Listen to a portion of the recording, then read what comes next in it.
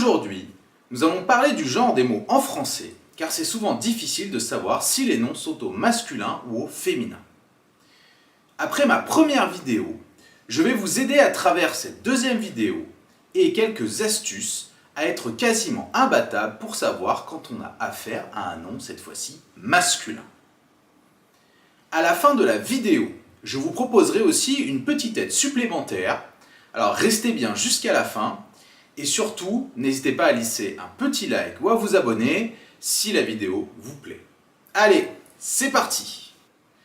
La première astuce est très simple.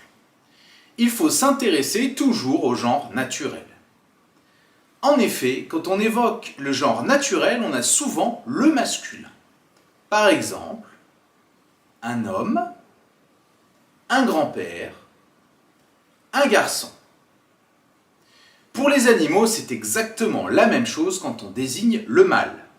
Par exemple, on dira un cheval, un taureau, un chien.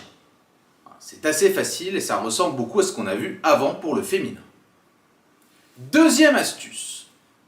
On peut observer ce qui est écrit autour du mot dans un texte. Ainsi, on a l'article défini le ou indéfini un, ou les adjectifs démonstratifs ce ou cette, ou les adjectifs possessifs mon, ton, son et du. On a de très fortes chances pour que le nom qui suive soit en effet masculin. Cela peut donc facilement vous aider. Par exemple, dans ce texte. Bien souvent, à la campagne, j'aime manger du pâté ou du saucisson. La vie à la ferme est très animée. On ne s'ennuie pas et l'agriculteur prend souvent le tracteur pour aller travailler dans son champ.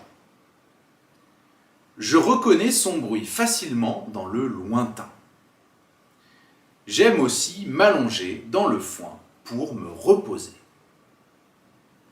Dans ce texte, vous allez relever les mots au masculin et n'hésitez pas à les marquer en commentaire, comme ça je verrai si vous avez compris. Passons à l'astuce suivante. Troisième astuce. Alors c'est assez simple encore une fois. En français, il existe des catégories de noms qui sont exclusivement masculins, comme on avait vu sur la vidéo précédente. Par exemple, les arbres, un chêne, un cerisier, un acacia. Les saisons, le printemps, l'été, l'automne, l'hiver. Les mois et les jours, le mois de janvier, le mois de mars, le lundi, le mardi, etc. Les lettres de l'alphabet, le A, le B, le C, ainsi de suite. Les couleurs, le bleu, le rouge, le jaune, le violet, etc.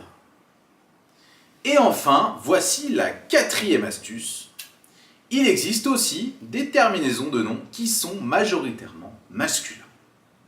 Par exemple, les noms en phone, P-H-O-N-E, ou scope, S-C-O-P-E, comme dans téléphone, télescope. Les noms en ment, M-E-N-T. Alors attention à ne pas confondre ici avec un adverbe. Par exemple, le parlement, le régiment. Les noms en isme, I-S-M-E, comme dans un prisme. Les noms avec le son O, qui peut s'écrire O-A-U, O-T, A-U-D, E-A-U, comme par exemple dans le mot bateau ou encore idiot.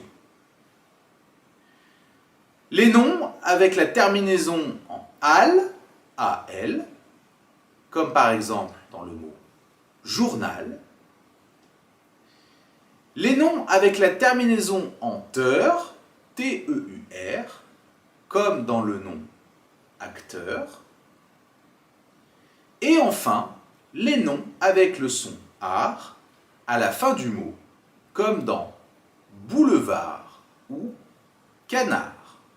Voilà, comme promis, il est maintenant temps de vous donner ma petite aide, qui est une fiche de synthèse gratuite et aussi accessible pendant un mois à dater de la mise en ligne de cette vidéo, que vous retrouverez dans la description et qui vous aidera dans l'apprentissage du masculin, tout comme j'avais fait sur la précédente vidéo pour le féminin. Et voilà, n'hésitez pas en tout cas à laisser vos réponses pour le petit jeu avec le texte concernant les mots au masculin. N'hésitez pas non plus à lâcher un petit pouce et à vous abonner si vous avez aimé le contenu. Et moi je vous dis à bientôt pour une prochaine vidéo. Ciao!